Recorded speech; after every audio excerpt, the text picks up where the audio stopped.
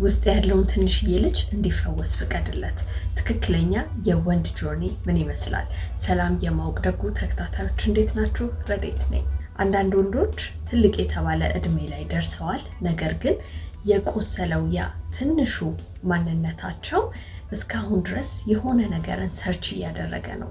አፕሩቫልን፣ አቴንሽንን፣ ብቁነህ የሚለውን ሰው እስካሁን ድረስ እያሳደደ ነው። አንድ ወንድ ማስል ሊኖረው ይችላል፣ ብር ሊኖረው ይችላል፣ ጥሩ ስራ ሊኖረው ይችላል፣ ወይንም ደግሞ ከተለያዩ ሰዎች ጥሩ አቴንሽን ማግኘት ይችል ይሆናል። ነገር ግን በልጅነቱ የቆሰለው ያ ትንሽዬ ልጅ በውስጡ እስካሁን ድረስ ካልተፈወሰ በዛ ፔን ቁጥጥር ስር ነው ያለው። ያልተፈወሰው ያ ቁስለኛ ትንሽዬው ልጅ እስካሁን ቫሊዴሽንን ይፈልጋል።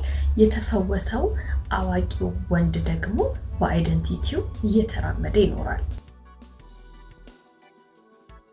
እያንዳንዱ ወንድ በልጅነቱ የነበረውን ያንን ማንነት ተሸክሞ ነው የሚዞረው። ያ ትንሹ ልጅ ደግሞ እስካሁን ድረስ መታየትን፣ አክሰፕት መደረግን እየፈለገ ሊሆን ይችላል። ምናልባት በዛ በትንሽዬ እድሜው ላይ ሪጀክሽንን፣ ዲስአፖይንትመንትን፣ መገፋትን እንዲሁም ደግሞ አፈርሜሽን ማጣትን ኤክስፒሪየንስ አድርጎት ሊሆን ይችላል። ያ የልጅነት ቁስል እስካሁን ድረስ ካልተፈወሰ በአደልት እድሜ ላይ ይንጸባረቃል። በዚህም የተነሳ ያ ትንሹ ልጅ በአንተ ውስጥ ምን ያደርጋል? ሁልጊዜ ተፈላጊነት እንዲሰማው የተለያየ ሪሌሽንሽፖችን ማሳደድ ይጀምራል። ኮንስታንት የሆነ አቴንሽንን ነው የሚፈልገው። ምክንያቱም በውስጡ ኢንቪዚብል እንደሆነ ነው የሚሰማው። ከሬስፖንሲቢሊቲ ሁልጊዜ ይሸሻል። ምክንያቱም ሬስፖንሲቢሊቲ እሱን የሚያስታውሰው ውድቀቱን ነው። መስኪውለን ፐርሰናሊቲውን ፕሩቭ ማድረግ የሚፈልገው አንድ ነገር ፖዘስ በማድረግ በሴቶች፣ በፓወር፣ በስታተስ፣ በእንደዚህ አይነት ነገር ነው። ግን እውነተኛ መስኪውላኒቲ አንተ በሆነ ነገር ፕሩቭ የምታደርገው ነገር ሳይሆን ሆነ የምትታይበት ነው። መጽሐፍ ቅዱስህን ገልጠ ስታነባው በመጀመሪያው የዘፍጥረት ምዕራፍ ላይ በምዕራፍ 1 ቁጥር 27 ላይ የሰው ልጆች በእግዚአብሔር ኢሜጅ እንደተፈጠሩ ወይንም ደግሞ እግዚአብሔር የሰው ልጅ በራሱ ኢሜጅ እንደፈጠረው ይነግረናል። ስለዚህ ውስጥ ያለውን ትንሹን ልጅ ለመፈወስ የመጀመሪያው ስቴፕ የፈጠረህን ማወቅ ነው። መጽሐፍ ቅዱሳችንን ስናጠናው በሂብሩ ወርድ ኢሜጅ የሚለው ቃል ሰለም የሚል ቃል የያዘ ሲሆን ይሄ ደግሞ ምን ማለት ነው? ሪዘምብላንስ ወይንም ደግሞ ሪፕሬዘንቴሽን ማለት ነው። ይሄ ደግሞ የሚነግረን ያንተ ቫልዩ የሚጀምረው ሰዎች ስላረጋገጡልህ አይደለም። ያንተ ቫልዩ የጀመረው ገና እግዚአብሔር አንተን ሲፈጥርህ ነው። አንድ ሰው እግዚአብሔር በአምሳሉ እንደፈጠረው በትክክል መረዳት ሲኖረው ከዓለም ቫሊዴሽንን አያሳድድም። ምክንያቱም አስቀድመህ ማንነትህን ታውቀዋለህ። ጠንካራ ወንድ መሆን ትፈልጋለህ?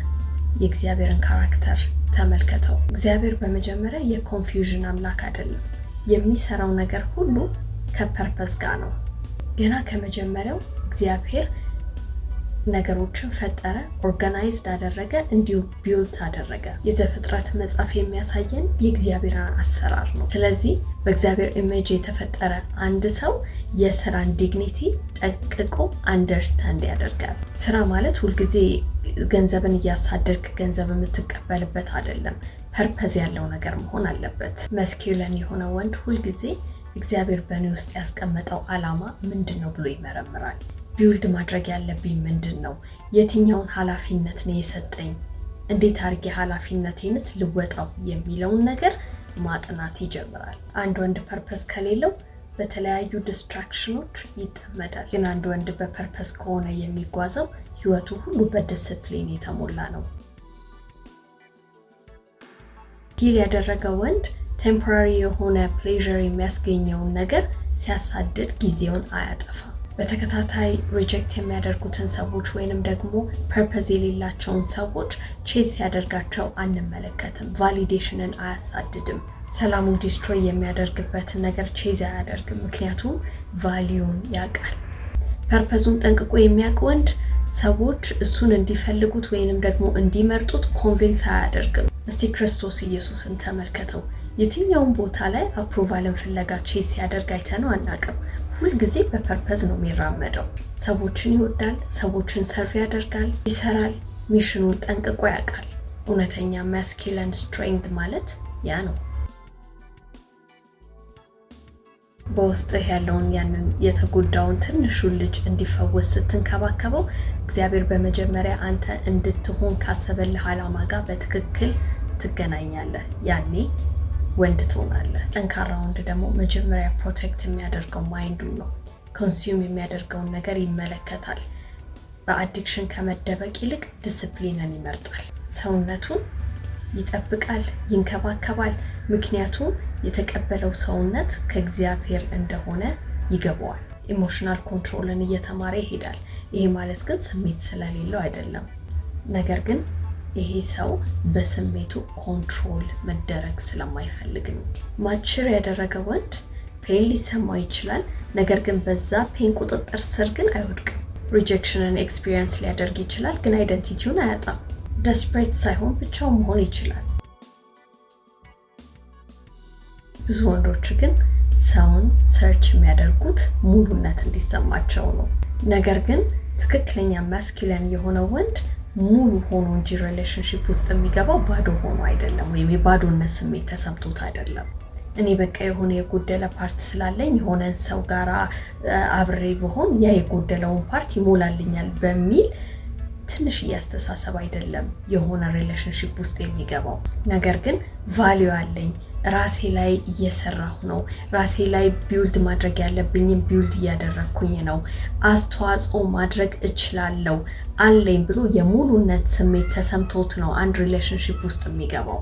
አንድ ሴት ለአንድ ወንድ አይደንቲቲ ሶርስ መሆን አትችልም። ሴት ብቻ ሳትሆን ብር፣ ሰክሰስ ብለህ የምትጠራው ነገር ሁሉ የአይደንቲቲ ሶርስ መሆን አይችልም። ያንተ ፋውንዴሽን እግዚአብሔር ነው። በውስጥ ያለው ትንሹ ልጅ ሂሊንግ ያስፈልገዋል። ግን ደግሞ ያንተ ወንድነት ደግሞ ሪስፖንሲቢሊቲም ያስፈልገዋል። ከቁስልህ ለመሸሽ አትሞክር። ያንን አቁም። ሰብስበህ እግዚአብሔር ጋር አምጣቸው። አይደንቲቲን ሪስቶር እንዲያደርግልህ ፍቀድለት። ቪዥን ኖሮት የሚሰራ ወንድ እንዲያደርግህ ንገረው። ለእያንዳንዱ የህይወት እርምጃ ፐርፐዝ ይኑርህ። ፐርፐዝ ሲኖርህ ፐርፐዝ የሌለውን ነገር ማሳደድ ታቆማለህ። በውስጥ ያለውን ትንሹ ልጅ እንዲፈወስ ፍቀድለት። ያኔ ትክክለኛ ወንድ ትሆናለህ። ቪዲዮ ከጠቀማችሁ ላይክ፣ ሼር፣ ሰብስክራይብ ማድረጋችሁን አትርሱ። ለምትወዱት ወንድማችሁ ይህንን ቪዲዮ አቀብሉት።